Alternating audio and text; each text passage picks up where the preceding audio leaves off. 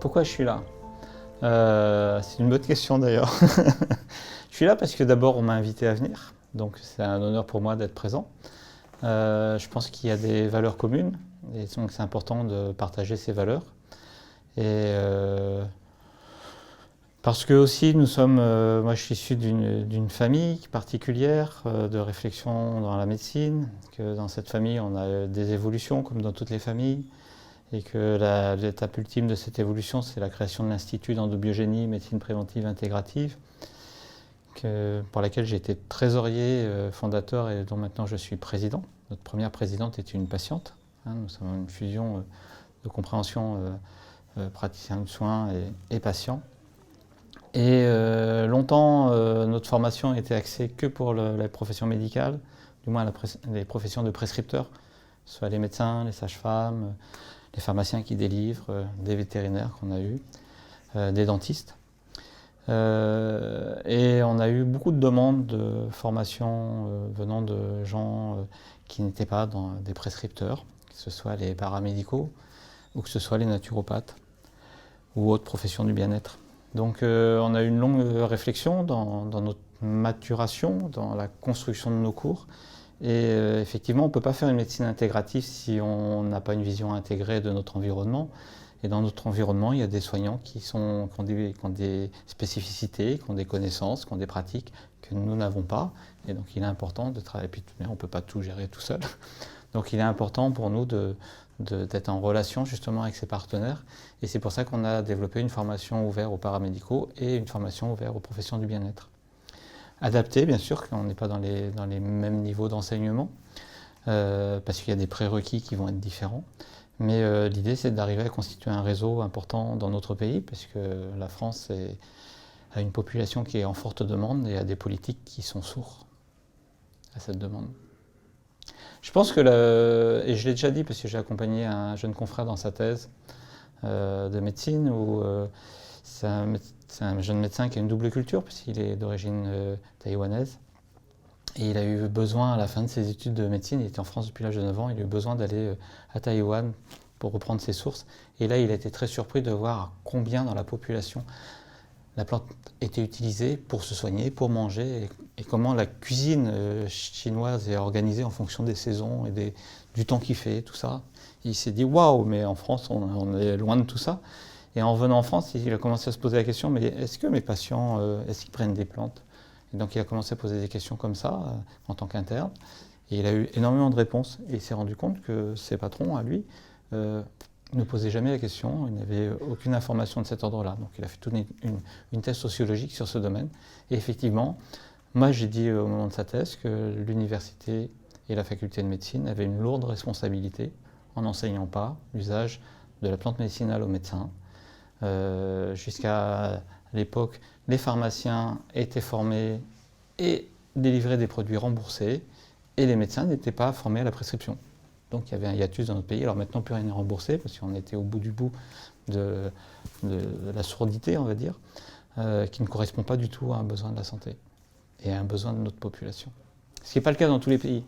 Par exemple, au Mexique, moi, je suis en partenariat avec la ville de Mexico, avec le système de santé public de la ville de Mexico. Et il y a 10 ans, ils m'ont fait venir pour former 50 médecins de santé publique. Parce qu'en 2009, en juillet 2009, une loi fédérale a obligé le système public et gratuit de la ville de Mexico de permettre l'accès à la plante médicinale à chaque patient le souhaitant. Donc c'est une obligation qui a été obtenue grâce à un process citoyen qui a commencé dans les années 84, après le grand tremblement de terre, et qui a mis effectivement beaucoup de temps. C'est pour ça qu'il faut être patient, mais c'est pour ça qu'il faut être persévérant, pour aboutir à ce texte de loi. Il y a eu des changements politiques, ils ont essayé de casser la dynamique mise en place. Pourtant, la structure qui s'appelle le CEMI, qui est le Centre spécial des médecines intégratives, désolé pour l'accent, existe. Ce sont des médecins fonctionnaires de santé publique qui utilisent la plante médicinale et qui font même plus que l'utiliser, parce qu'ils ont même un petit jardin botanique à côté de leur structure. Ils récoltent quelques plantes qu'ils font eux-mêmes leur propre teinture mère. Donc il y a un circuit hyper court. Et puis bien sûr, le ministère achète les outils thérapeutiques dont ils ont besoin pour fournir ça aux patients. Donc dans des pays C'est 9 millions d'habitants, le district fédéral de Mexico, donc c'est pas rien quand même, hein.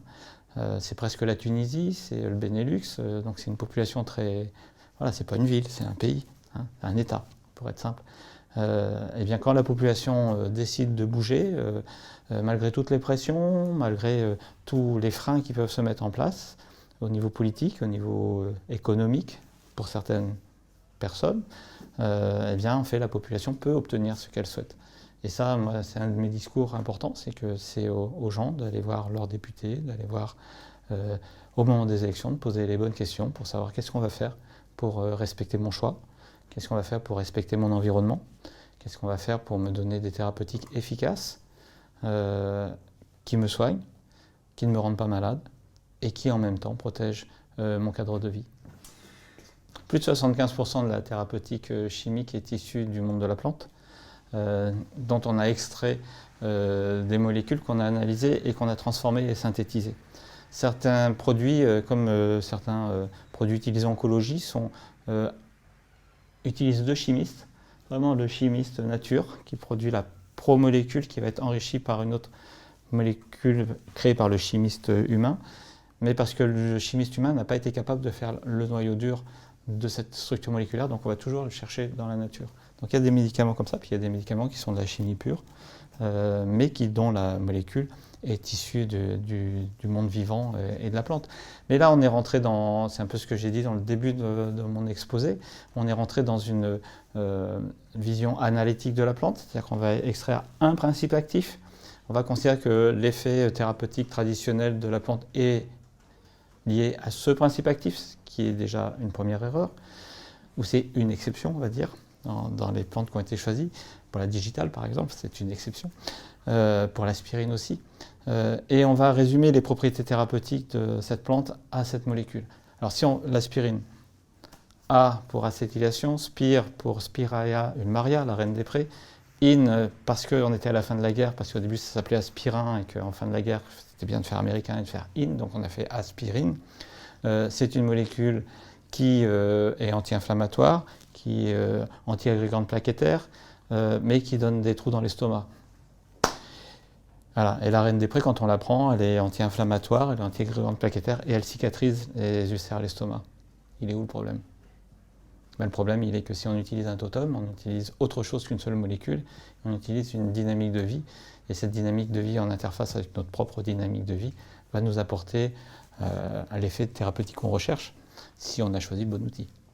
Donc ce que je pense de la naturopathie en France, pour moi, dépend beaucoup du législateur, parce qu'en fait, en France, la naturopathie n'est pas encadrée. Et effectivement, la démarche de faire une certification, comme c'est fait ici aujourd'hui et par la FENA, c'est fondamental, parce que quand l'État est dans l'incurie, il faut le remplacer. Donc il faut faire des structurations qui cadrent les choses, parce qu'on ne peut pas être sans cadre. Même si on est au bord du cadre, ce n'est pas un problème. Moi, je suis au bord du cadre, mais je suis toujours dans le cadre médical, et je ne sors pas de ce cadre-là. Je ne prescris que des choses que le pharmacien peut délivrer, par exemple. Donc ça peut me réduire dans mes prescriptions, mais en tant que médecin, je suis là-dedans. Et je pense que le naturopathe, il a besoin d'un cadre aussi, parce que l'humain, il est ce qu'il est, et quand il n'y a pas de cadre, il y a parfois des déviances, et les gens qui dévient sont très rares, mais c'est eux qui polluent, en fait, tous ceux qui travaillent bien. Donc le cadre est, à mon avis, important pour ça. Donc l'État doit faire le cadre, il ne le fait pas, il faut le faire à sa place. Et c'est important de le faire, parce que ça sera, à mon avis, le modèle de base qui servira à légiférer dessus. Donc je pense qu'on a un gros problème dans notre pays, en France, là-dessus. Il y a plein d'autres pays où la naturopathie elle est officialisée, elle a sa place dans le système de santé. Il n'y a qu'à aller voir en Angleterre, où ils ont carrément même des cliniques, ils sont même les seuls à pouvoir délivrer de la plante médicinale en soins, et ils sont vraiment leur part dans leur système de soins, parce qu'ils sont en avant le médecin, et ils gèrent en fait beaucoup de choses officiellement. Tout ce qu'on peut appeler la boubologie, par exemple nous en cabinet médical en France, voilà. Donc c'est une autre pensée aussi, c'est un autre système. L'Angleterre est très influencée par ses colonisations et par l'Inde, entre autres. Donc la culture indienne est quand même très présente dans la culture de soins anglaise, enfin de l'Angleterre, dans ce que j'en connais, parce que je suis loin de connaître tout. Voilà, il y a une autre approche en Allemagne, par exemple, mais qui est aussi intéressante. Il y a une autre approche en Suisse aussi. Là, on est sur des pays qui ont légalisé, officialisé, et donc on a des professionnels qui ont un diplôme reconnu par l'État, et ça c'est ce qui me paraît fondamental. Mais nous, en médecine, en tant que praticiens d'une approche qui est l'endobiogénie, on a le même problème. C'est-à-dire qu'on se bat, nous, pour avoir un enseignement universitaire. En France, on n'y arrive pas. En ce moment, nous allons entamer... moi, j'ai fait ma formation à Monastir, à la faculté de pharmacie de Monastir en Tunisie. Mes enseignants étaient français et je prenais l'avion avec eux pour aller suivre l'enseignement à la faculté à Monastir. Pourquoi? Parce qu'en Tunisie, il y a une volonté politique à ce qu'il y ait cet enseignement-là. Pour quelle raison? Parce que la Tunisie, elle a une balance commerciale délicate, qu'ils n'ont pas d'usine de fabrication de médications chimiques et qu'ils ont le soleil, la plante, la main-d'œuvre. Donc ils peuvent produire des plantes médicinales, donc produire des outils thérapeutiques de premier niveau, si on se cantonne qu'à ça. Et donc il fallait former les médecins à ça et à la prescription de ça. Donc moi j'ai été faire ma formation là-dedans. Et là on va intégrer l'enseignement universitaire de Monastir en 2023, l'équipe de l'Institut. Et puis en même temps, là on est en travail avec le Mexique justement pour mettre en place un enseignement universitaire pour les premières années de médecine, pour les sensibiliser, et en fin de cursus de médecine pour faire une spécialisation en endobiogénie au Mexique. Donc là, ce sera une première mondiale. Voilà, on est sur ces chantiers-là et on y travaille. Et je pense que grâce à ces actions-là, c'est l'ouverture aussi au monde hospitalier par l'université. Donc c'est l'ouverture des cohortes de patients.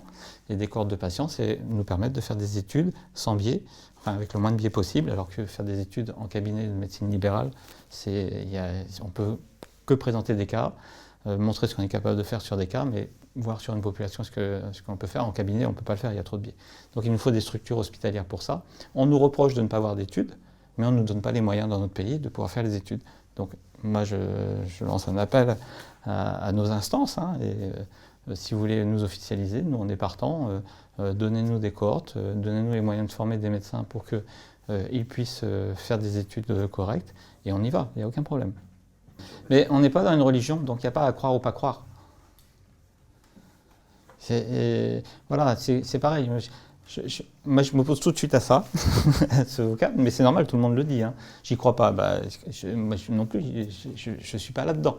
On n'est pas dans la croyance. On a des pratiques, on a des résultats cliniques ou on n'a pas des résultats cliniques.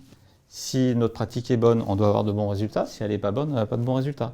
Si j'ai un échec sur un patient, c'est soit ma théorie qui n'est pas bonne, soit moi, en tant que praticien, qui n'a pas été bon sur ce patient. Ça ne veut pas dire que je suis mauvais. Ça veut dire que j'ai pu ne pas comprendre la problématique ou j'ai pu ne pas avoir les outils qui étaient nécessaires pour ça. Donc ça, ce n'est pas de la croyance. Ça, c'est du travail scientifique, c'est de l'analyse, c'est de l'interprétation, c'est la construction d'un schéma thérapeutique. Donc c'est pareil, il n'y a pas de médecine douce ou de médecine complémentaire ou de médecine alternative, il y a une médecine et une seule. Il y a la médecine. Ça, il faut arrêter avec ça, à mon avis. On peut la pratiquer de façon tout à fait différente, ça c'est autre chose. Mais il n'y a qu'une médecine. Pour moi, un chirurgien qui vient vous enlever votre appendice alors que vous êtes au bord de faire une péritonite, c'est un acte de médecine douce. Vous allez me dire non, un bistouri coupe. Oui, mais on ne peut pas faire plus doux. Parce que autrement, le patient il meurt. Hein. Donc voilà. Mais ça, c'est une question culturelle aussi. Puis c'est parce qu'il faut qu'on nous classe dans des. Non, on fait de la médecine, on fait du soin. Et si on est dans le soin, si on est dans la médecine, si on est là, on est dans une unité. On peut la pratiquer de façon différente. Et il faut qu'on soit en communion entre nous et accepter que d'autres puissent avoir une approche différente à partir du moment où ils ont des résultats qui sont cohérents, qu'il y a un encadrement justement qui permet de s'assurer qu'on est sur des choses qui sont justes. Voilà, le problème à mon avis, il est plus ça. La clé c'est le résultat, la clé c'est nos patients. Si vous n'êtes pas bon, les patients ne reviennent pas. Sauf si vous les gouroutiser, ça c'est autre chose. Donc c'est un grand débat. Ouais, de toute manière, vous êtes en marge, donc vous êtes forcément des gourous, mais c'est n'importe quoi. Je veux dire, faites un cadre, on sera dans le cadre, il n'y a aucun problème. C'est un autre problème, le gourou, mais vous avez un professeur de médecine qui s'appelle Lipton, je viens de perdre son prénom, qui a écrit un ouvrage magnifique qui s'appelle La biologie des croyances. Lipton nous décrit de façon anthropologique que le grand professeur, parce qu'il parle de l'effet nocebo à un moment donné, il nous parle du grand professeur qui a sa blouse blanche dans son grand hôpital avec toute sa cour d'internes et de spécialistes autour de lui qui va vous annoncer un diagnostic. au niveau anthropologique, il est dans le même comportement qu'un gourou ou qu'un chaman qui, avec son temple et avec son équipe, vous dit j'ai la vérité de Dieu et c'est vous qui, il va vous arriver ça. Et l'effet nocebo, il est là aussi. Hein. Donc des gourous, il y en a partout, quels que soient les diplômes. Hein. Donc ces gens-là, effectivement, il faut les dépister, il faut les démasquer, il faut les chasser. Mais il ne faut pas, parce qu'il y a une brebis galeuse dans un troupeau, abattre tout le troupeau. C'est pas une logique de vie, ça. Il faut qu'il y ait un cadre et c'est pour ça que nous aussi on se bat pour exister au niveau universitaire. Si c'est pas en France, ça sera à l'étranger, c'est pas grave. Mais pour la naturopathie, moi je peux que vous encourager effectivement à vous battre pour qu'il y ait un cadre et déjà faire des certifications, c'est vraiment fondamental parce qu'au moins il y a et puis faire une fédération des écoles existantes, c'est aussi fondamental parce que ça veut dire au moins qu'il y a une unité, même s'il y a des courants différents, même s'il y a des pensées différentes, des approches différentes, c'est pas grave. Je veux dire, c'est l'humain. Je veux dire, c'est la richesse aussi, ça c'est le côté art. Nous sommes des artistes, hein, on veut nous rendre techniciens de médecine. Moi, je ne suis pas un technicien de la médecine, moi, je suis un artisan de la médecine. Je suis un clinicien, moi, je palpe les gens, je les touche, je parle avec eux, je rentre dans leur intimité, on a des échanges, et je vais répondre à l'expertise qu'ils me demandent. Je ne suis pas là pour leur ordonner. Le mot ordonnance, hein, c'est un mot qui est. L'ordonnance, c'est pas pour le patient, c'est pour le pharmacien. Le médecin, il ordonne au pharmacien de délivrer ça, il n'ordonne pas au patient de prendre.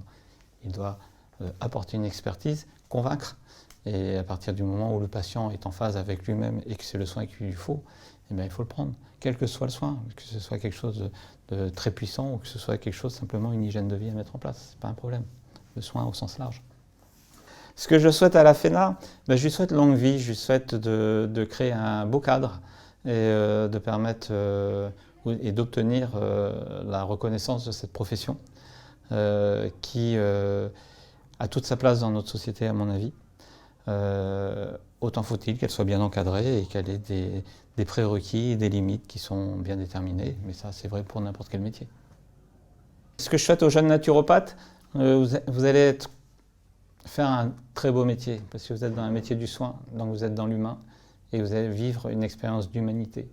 Donc soyez vous-même et apprenez à être en phase avec vous-même avant d'être soignant. Les patients ne sont pas là pour vous soigner, c'est vous qui devez leur apporter du soin. Soyez confiants dans ce que vous avez appris, appliquez. Révisez régulièrement, parce qu'on oublie beaucoup. Et en même temps, vous allez acquérir de l'expérience. Discutez entre confrères parce que la fraternité est importante. C'est comme ça qu'on crée un corps et qu'on va créer une dynamique. Mais c'est aussi comme ça qu'on s'enrichit en permanence. Enseignez. Je vous invite à enseigner. Moi, j'ai enseigné, c'est la meilleure façon d'apprendre et de perfectionner son savoir. À chaque fois que vous êtes devant un public, vous êtes face à vos méconnaissances, toujours. Donc là, vous savez où vous devez approfondir les choses. Soyez dans votre relation humaine, soyez humain, tout simplement, et soyez riche de ça.